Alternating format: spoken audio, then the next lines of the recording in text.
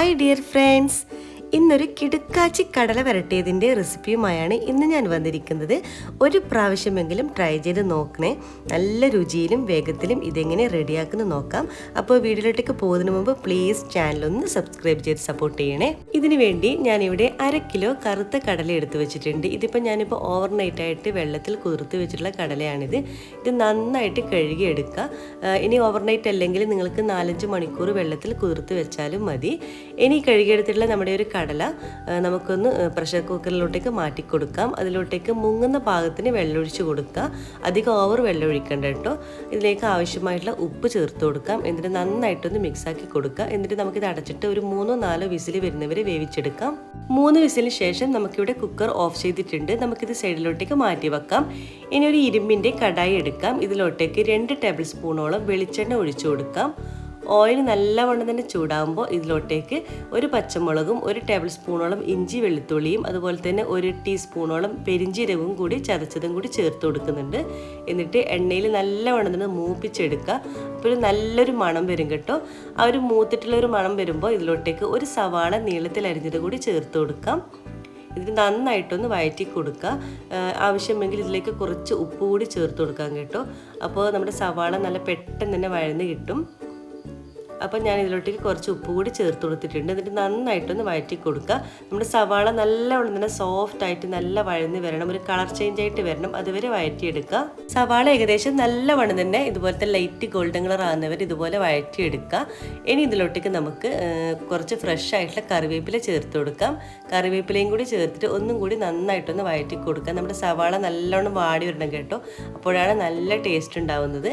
ഇനി ഇതിലോട്ടേക്ക് ഒരു medium size വരുന്ന ഒരു തക്കാളി കൂടി ചേർത്ത് കൊടുത്തിട്ടുണ്ട്. തക്കാളിയും കൂടി ചേർത്ത് കഴിഞ്ഞാൽ നമ്മുടെ തക്കാളി നല്ല സോഫ്റ്റ് ആയിട്ട് നല്ല ഉടഞ്ഞ് വരണം. അപ്പോൾ അതുവരെ ഒരു 5 മിനിറ്റ് നമുക്കൊന്നത് കുക്ക് ചെയ്തെടുക്കാം. അപ്പോൾ നമ്മളിതിൽ ചേർത്തിട്ടുള്ള തക്കാളിയൊക്കെ നല്ല വെന്തുടഞ്ഞ് വന്നിട്ടുണ്ട്. ഇതുപോലെ നല്ല സോഫ്റ്റ് ആയിട്ട് വരണം. ഇനി നമുക്ക് ലോ ഫ്ലെയിമിലാക്കി കൊടുത്തിട്ട് പൊടികളൊക്കെ ചേർത്ത് കൊടുക്കാം. ആദ്യം തന്നെ ഇതിലോട്ടേക്ക് 1/2 ടീസ്പൂണോളം കുരുമുളക് ചതച്ചത് ചേർത്ത് കൊടുക്കുന്നുണ്ട്. 1/4 ടീസ്പൂൺ മഞ്ഞൾപ്പൊടി ചേർത്ത് കൊടുക്കാം. 1 ടീസ്പൂണോളം മല്ലിപ്പൊടി ചേർത്ത് കൊടുക്കാം. ഇത്രയും പിന്നെ 1/2 ടീസ്പൂണോളം ഗരം മസാലപ്പൊടി ചേർത്ത് കൊടുക്കുന്നുണ്ട്. ഇത്രയും ചേർത്തിട്ട് നന്നായിട്ടൊന്ന് വഴറ്റി കൊടുക്കുക. നമ്മൾ ആ ഒരു പൊടികളുടെ ഒരു പച്ചമണം മാറി വരുന്നവരെ 1-2 മിനിറ്റ് നന്നായിട്ടൊന്ന് വഴറ്റി കൊടുക്കണം. അപ്പോൾ ഇതുപോലെ നന്നായിട്ട് തന്നെ മിക്സാക്കി കൊടുത്തിട്ടുണ്ട്. നല്ല എണ്ണ തെളിയുന്നൊരു പാകമായിട്ട് വരണം കേട്ടോ. ഇനി ഇതിലോട്ടേക്ക് നമ്മൾ ആദ്യം വേവിച്ച് മാറ്റി വെച്ചിട്ടുള്ള നമ്മുടെ കടല ഇതിലോട്ടേക്ക് ചേർത്ത് കൊടുക്കാം. കടല കൂടി ചേർത്തിട്ട് നന്നായിട്ടൊന്ന് മിക്സാക്കി കൊടുക്കുക. നമ്മുടെ ആ ഒരു സവാളിൻ്റെ ഒരു മിക്സൊക്കെ ഒരു കടലയിലേക്ക് നന്നായിട്ട് മിക്സായിട്ട് വരണം. ഇനി ഇതിലോട്ടേക്ക് ഒരു 1/2 കപ്പ് വെള്ളവും കൂടി ചേർത്ത് കൊടുക്കുന്നുണ്ട്. അപ്പോൾ നമ്മുടെ ഈ ഒരു കടലിലേക്ക് നന്നായിട്ട് പൊതിഞ്ഞ് വരും. അതിന് വേണ്ടിയിട്ട് നല്ല വണ്ണത്തിന് ഈ ഒരു മസാല പൊതിഞ്ഞ് വരുന്ന രീതിയിൽ നല്ല വണ്ണത്തിൻ്റെ ഒന്ന് മിക്സാക്കി കൊടുക്കുക. ഇനി നമ്മളിതിൽ ചേർത്തിട്ടുള്ള വെള്ളം ഒന്ന് വറ്റി വരണം. അപ്പോൾ ആ ഒരു വെള്ളം ഒന്ന് വറ്റുന്നവരെ നല്ല ഹൈ ഫ്ലെയിമിലിട്ട് നല്ലവണ്ണം ഒന്ന് വറ്റിച്ചെടുക്കുക. ആവശ്യമെങ്കിൽ കുറച്ച് ഉപ്പ് കൂടി ചേർത്ത് കൊടുക്കാം. എന്നിട്ട് വീണ്ടും ഒന്ന് നന്നായിട്ടൊന്ന് മിക്സാക്കി കൊടുക്കുക. ഇപ്പോൾ നമ്മളിതിൽ ചേർത്തിട്ടുള്ള വെള്ളമൊക്കെ ഏകദേശം ഒന്ന് വറ്റി വരുന്നുണ്ട്. ഇതുപോലെ നല്ല വറ്റിയിട്ട് നല്ല എണ്ണ തെളിയുന്നൊരു പാകമായിട്ട് വരും.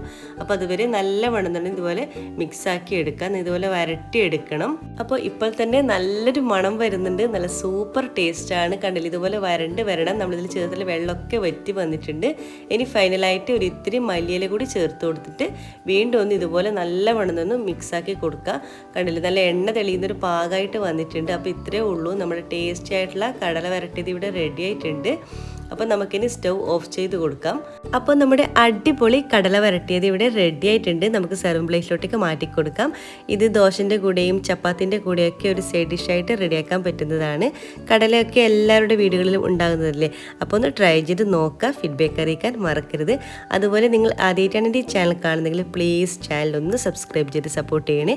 ഇൻഷാ അല്ലാഹ് വീണ്ടും ഇതുപോലത്തെ വെറൈറ്റി റെസിപ്പീസുമായിട്ട് വീണ്ടും കാണാം. അതുവരേക്കും എല്ലാവർക്കും ഒരിക്കൽ കൂടി താങ്ക് യു.